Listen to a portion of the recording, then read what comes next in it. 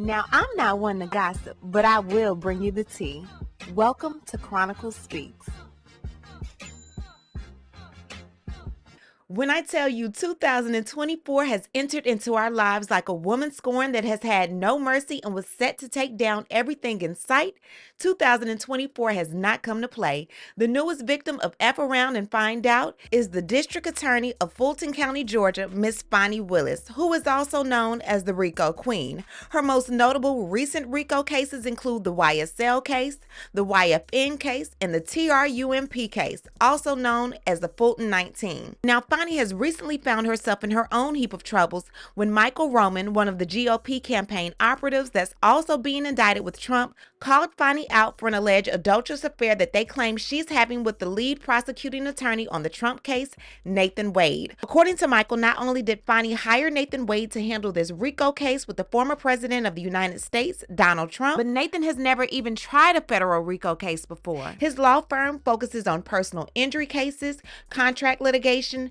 family and domestic law, and criminal defense. They're saying he's underqualified and overpaid. According to court docs and bank statements, he's used portions of his $650,000 earnings as a special prosecutor to take his boss Fani on some lavish trips. Now Nathan's soon-to-be ex-wife Jocelyn Wade wants her piece of the pie, and she said, "Fani, if you're gonna sleep with my man and give him money, I need a slice of it. I'm sick of your I need that money." Now, Fani has clapped back, stating that their marriage was already irretrievably broken because the soon-to-be ex-wife slept with one of Nathan's friends prior to Fani and Nathan even meeting. When I tell you this is the attorney edition of These Are the Days of Our Lives, this story is definitely giving. We are going to break this down and so much more, but before we do, please be sure to subscribe to this channel and hit the bell for notifications so you don't miss out on any news regarding this case and so much more. Now, let's get back into it. If you come to Fulton County, Georgia,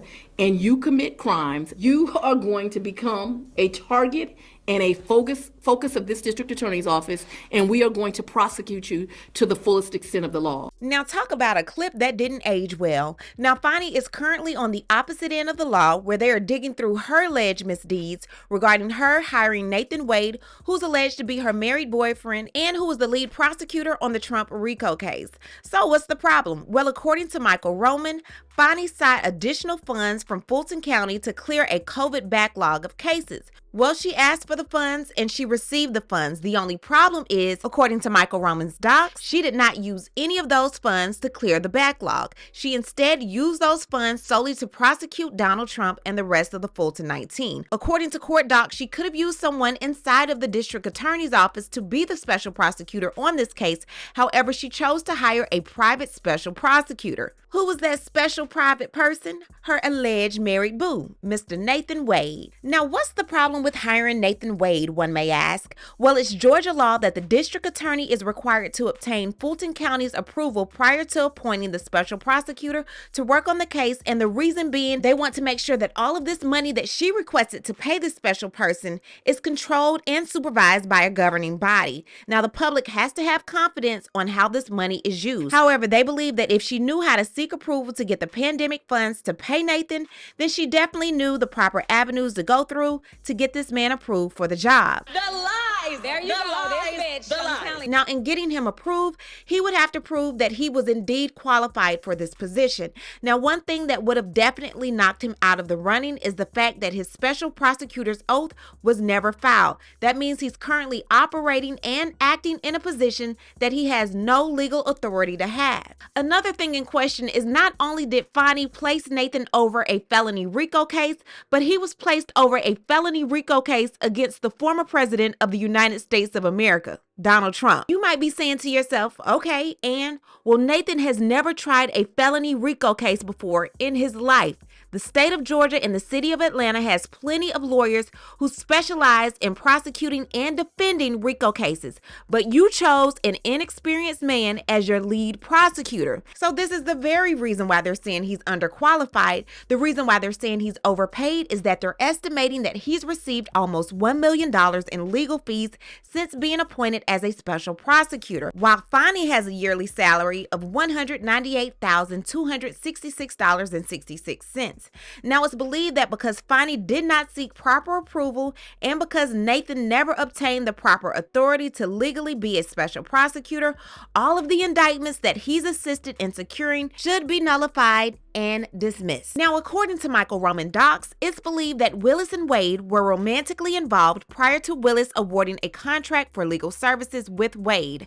Wade received his first contract on November 1st, 2021, and on the very next day, November 2nd, 2021, Wade filed for divorce. On February 10th, 2022, Wade had his divorce record sealed. Now, no one really knew the reason why he would seal such docs. Little did we know, information later came out that Willis and Wade had traveled personally together to places like Napa Valley, California, Florida, even the Caribbean. You might be thinking, okay, well, he also purchased tickets for the both of them to travel on both the Norwegian and the Royal Caribbean cruise lines. Wade also purchased hotel rooms and personal trips with funds from the same account used to receive payments under his contract with Willis. What you talking about, Willis? It is to be noted that the district attorney and the special prosecutor have been seen in private together in a personal relationship capacity in and around the Atlanta area and believed to have cohabited in some form or fashion at a location that neither of them owned. Sources close to both the special prosecutor and the district attorney have confirmed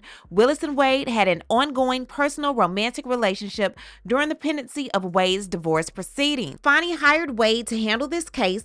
He's being paid as the unqualified special prosecutor of this case, and he's spending money on her from this case, means that she's benefiting personally from the prosecution on this case, which is a violation of her oath of office. So Wade was paid at a rate of $250 an hour and would send invoices to the Fulton County District Attorney's Office. So $6,000 here, $2,000 there, and so on. They were all approved. Well, now the Congress of the United States House of Representatives sent him a letter on the 12th of January, and they were like, okay, we heard that you were taking your boss on lavish trips and you were sent money for every invoice that you requested paid. But now that we're digging a little deeper into the story, why is it that on November 5th, 2021, just 4 days after getting your first contract, you sent an invoice for 24 hours worth of work for 1 day? So that means that on November 5th, you worked the entire day. No lunch, no break, no time to go to the bathroom, no smoke break, no nothing. See, it's greed like this that gets you caught up. Joycelyn Wade, wife of Nathan Wade, caught wind about Fani and Nathan being put on blast for their alleged affair, and she subpoenaed Fani to be deposed regarding her relationship with Nathan. Now, Fani requested a protective order stating that the subpoena should be quashed, and she's stating that this deposition is not reasonably calculated to lead to the discovery of reasonable or admissible evidence. According to Fani, Nathan's wife is using this discovery as a vehicle to harass and discredit Fani's professional reputation. She goes on to state that in 2017, long before Fani and Nathan ever met, the parties agreed to go their separate way. They said that their marriage was irretrievably broken. After Joycelyn admitted to an adulterous relationship with Nathan's longtime friend, they both agreed to seal the records and delay filing for a divorce to benefit their children and allow the children to reach the age of majority. In other words, Fani is like, I'm not denying or confirming that I was with your husband. However, I had nothing to do with the demise of your marriage. You actually had those problems prior to him even meeting me. There was an emergency hearing held this past Monday, and during that hearing, Joycelyn's attorney stated that the first time she had ever heard of Joycelyn cheating, and the cheating being the reason for the demise in the marriage, was in Fani's protective order, and because of that, Fani had knowledge of the case and needed to be deposed. The judge was like, look, I don't have enough information right now to see if Fani needs to be deposed. What we're going to do is wait to depose Mr. Wade, and at that time, I'll be able to decide if we need to depose Fani as well. So we'll all have to wait and see what happens at that time. In the meantime, Fani has until the 2nd of February to respond in writing to Michael Roman's allegations against her in the Fulton 19 Trump RICO case. And the hearing for that motion is set for February 15th, 2024. That was a mouthful. That's a lot of drama. I told y'all this is the attorney edition of the Days of Our Lives. I need y'all to get in the comments and tell me what you think about all of this Fani Willis, Mr. Wade, Miss Wade, vacations, Trump, RICO, all of this mess. Leave a comment and you know how we do. We'll talk about it down below. Talk to you guys later. Bye. As always, thanks for watching. Don't forget to hit that subscribe button, hit that like button, and hit that bell so you don't miss any of my new episodes.